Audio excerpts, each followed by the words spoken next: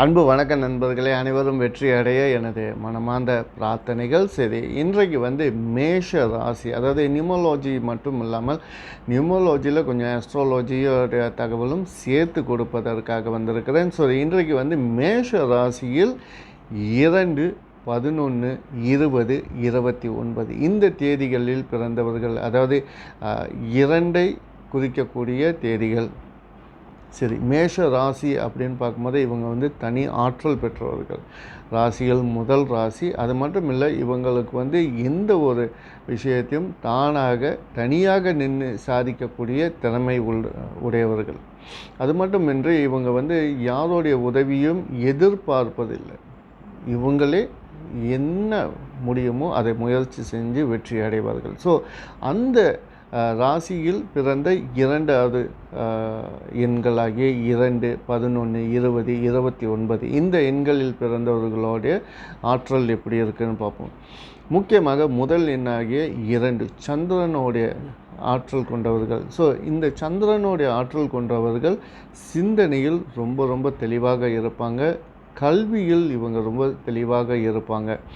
இவங்க இந்த மேஷ ராசியில் பிறந்து மேலும் இந்த 2வது எண்ணாக இருக்கிறதுனால இவங்களோட சிந்தனைகள், ஆற்றல்கள் எல்லாமே தனித்துவம் படைத்ததாக இருக்கும். மேலும் இவங்க கல்விக்கு முக்கியத்துவம் கொடுப்பார்கள். இவங்க கல்வி கற்றுக் கொடுக்கக்கூடிய நிலையிலும் இருப்பார்கள். அதுபோலவே 11ஆம் தேதி இது இருந்து சூரியன் சேர்ந்து சந்திரன் ஆகிறாங்க. இவங்களுடைய ஆற்றல் வேறு அளவில் தான் இருக்கும். இவங்க அரசாங்கத்தில் பணிபுரிவதும் அரசாங்கத்தில் சார்பில் சேவை செய்வது, இந்த மாதிரியான விஷயங்கள் இவங்களுக்கு அதிகமாக இருக்கும். கல்வி கற்றுக் கொடுப்பது, கல்வி கற்றுக்கொள்வது, இது எல்லாத்துலேயுமே இவங்க ரொம்ப திறமைசாலியாக இருப்பாங்க. அடுத்தது 20 எண்ணும் 2வது எண்ணுக்கு சமமாக தான் இருக்கும். இவங்களுடைய தனித்திறமை, சிந்தனை, ஆற்றல் மிக சிறப்பாக இருக்கும். அதுக்கு அடுத்தது 29.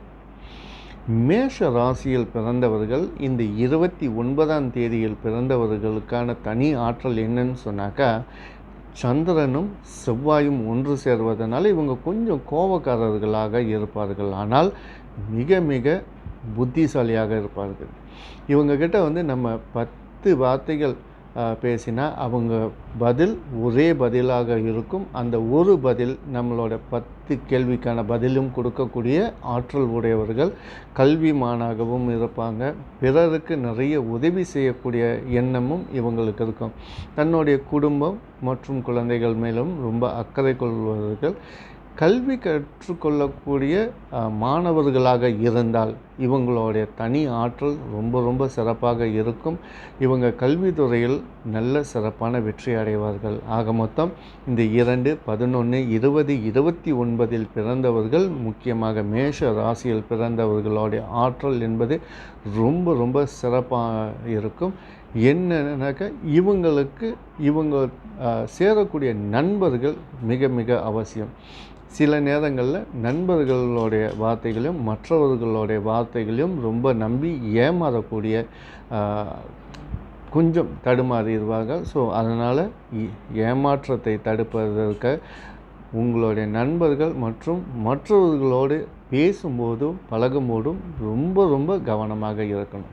நன்றி, வணக்கம்.